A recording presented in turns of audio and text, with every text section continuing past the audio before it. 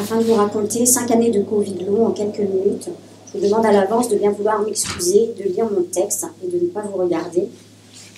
Je m'appelle Géraldine, j'ai 50 ans, je vis dans l'Allier du côté de Ghana. Je suis maman de 2 filles, Pauline 26 ans et Mia 13 ans. J'ai été infectée par la Covid-19 en mars 2020. Une infection dite sans gravité, ne nécessitant pas d'hospitalisation. Et pourtant, après une anosmie et agueusie totale et une fatigue épouvantable, d'autres symptômes ont fait leur apparition dans les semaines qui ont suivi. Vertiges, odeurs fantômes, acouphènes, tachycardie, essoufflement, brûlures pulmonaires et brouillard cérébral. Pas comme d'habitude, après avoir contracté un virus, je sentis qu'il y avait quelque chose de différent tant il semblait puissant. Mon conjoint, également touché au niveau pulmonaire, a déclenché de l'asthme. À cette époque, et en l'absence de tests, j'ai décidé, à l'issue du confinement, de faire une sérologie pour attester la présence d'anticorps, car nous ne guérissions pas à plus de 6 semaines et ce n'était pas normal. C'est aussi à ce moment-là que je l'ai renommé le poison.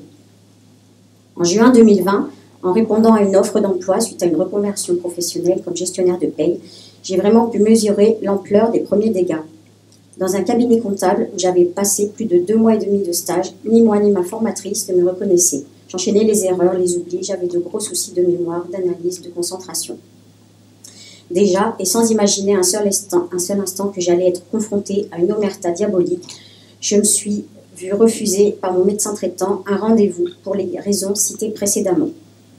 C'est l'été 2021 seulement que j'ai pu être reçue au CHU de Clermont-Ferrand dans une unité Covid long où l'on m'a diagnostiqué une atteinte encéphalique et prescrit de la kiné-respi pour hyperventilation.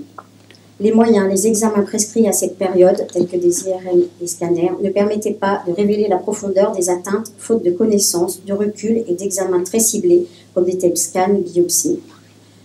Et rapidement, les portes ont commencé à se fermer suite à mon refus de vaccination.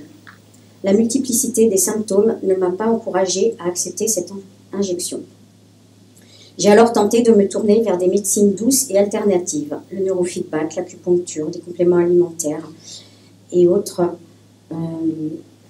des perfusions de vitamine C à haute dose en Suisse, environ pour un budget de 250 mois de dépenses. Quand on se trouve en arrêt maladie avec 50% de son salaire, je vous laisse imaginer la place que pouvait prendre le désespoir à ce moment-là. Alors, quitte à engager des dépenses, j'ai décidé d'écrire. Et je me suis mise à écrire une chanson au nom des 2,5 millions de Covid long en souffrance. En contactant un producteur musical touché par mon histoire et notre histoire, mon premier titre, Résilience, a pu voir le jour sur les plateformes musicales. J'ai également fait le choix de ne plus me débattre seule en contactant Mathieu et Mélanie, l'association A Victime à Moulins, pour unir nos forces. Dans la détresse, j'ai aussi trouvé quelque chose de moteur. Grâce à ma ténacité, après avoir vu pas moins de 5 médecins généralistes, un médecin interniste, un seul a pu sortir du lot et accepter de m'écouter, bien que désarmé et sans solution par manque d'informations. Nous sommes pourtant déjà au printemps 2022 et pourtant les premières études ont déjà révélé de nombreux articles, notamment l'Institut Pasteur, concernant la persistance virale. Ce médecin m'aura permis d'obtenir l'ALD et la RQTH. Après 3 ans et demi d'errance, de discrimination, de tentatives d'échange, tabous, de questionnements, soucis, souffrances, un arrêt maladie de presque 1 an, une démission, je sentais bien que ce virus était hors de contrôle et que je n'avais aucun pouvoir d'amélioration. Je décide donc d'aller à Paris et j'ai eu la chance d'obtenir un suivi avec professeur Salmon, infectiologue, qui m'a fait participer à ses études, mégalongue et IMPP, pour la recherche de la protéine spike dans le plasma sanguin, l'étude des lymphocytes, des cytokines, des mitochondries, et m'a orienté vers de nouveaux examens. La biopsie des petites fibres nerveuses révélera une atteinte neuropathique et des lésions. Le TEP scan révélera un hypométabolisme cérébral, le médecin de la douleur une fibromyalgie, une polysomnographie a démontré une hypersomnie engendrant une somnolence diurne importante et de l'apnée du sommeil. Je vis aujourd'hui avec des traitements ciblés pour les douleurs neuropathiques, des séances de kiné pour marcher, des séances d'orthophonie pour aider à la récupération des dommages aujourd'hui connus, la mémoire de travail, la mémoire immédiate et les fonctions exécutives, ainsi que de l'oxygène. Mais aussi avec des tendinites, abcès parodontaux, malaise post-effort, fourmillement des membres, douleurs, brûlures, décharges, asthénie sévère, perte des réflexes, troubles de la coordination, goût et odorat retrouvés partiellement. Seul le pacing, le fractionnement des actions, les siestes et le contrôle permanent des dépenses physiques, intellectuelles, alimentaires permettent de poser un pas jour après jour sur le fil fragile de l'épuisement qui nous attend au moindre écart. Ce n'est qu'après 4 ans d'épuisement, mais d'acharnement et surtout grâce à la reconnaissance RQTH que j'ai pu obtenir un aménagement et réduction de mon temps de travail, une aide au déplacement, et malgré cela, je lutte contre cette fatigue harassante qui me tire vers le bas et m'amène vers ce que je n'imaginais pas, une demande d'invalidité.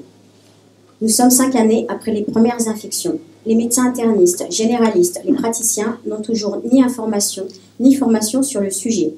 Des fiches outils permettant un premier diagnostic ont été mises à disposition par la HAS sur le site Amélie pour les médecins traitants et je n'en ai jamais vu une. La loi de janvier 2022 et la mise en place d'une plateforme de recensement pour l'aide au diagnostic et à la reconnaissance ne verra pas le jour car le décret d'application n'a jamais été publié. Ce que je ne voudrais pas, c'est que notre santé soit un commerce juteux et prospère. Ce que je voudrais, c'est que les pathologies et nombreux symptômes causés par le poison ne soient pas minimisés ni banalisés. Que les institutions prennent conscience de l'enjeu social, familial, professionnel, financier qui en découle. Ce que je voudrais, c'est que les médecins et spécialistes arrêtent de contourner le problème en nous dirigeant systématiquement vers des psychologues, en nous incitant à acheter des orthèses et autres matériels inutiles. Je suis en colère parce que j'ai 50 ans et dans un corps de 70 ans. En colère parce qu'on nous a menti. On nous a menti pour commencer sur l'origine de ce poison lancinant. Et on continue de nous mentir lorsqu'on entend que le Covid long doit faire l'objet d'une réelle attention, alors que les ARS coupent les robinets, les cellules et hôpitaux de jour ont fermé leurs portes fin 2024. Ce que je voudrais, c'est un traitement pour nous sortir de cet enfer, parce que nous savons qu'aujourd'hui, le virus niche en nous dans des réservoirs, et paradoxalement, je n'ai plus confiance. Ce que je voudrais enfin, c'est vous dire merci de m'avoir accordé ce moment. Merci aux organisateurs, aux associations et à toutes les personnes ici présentes.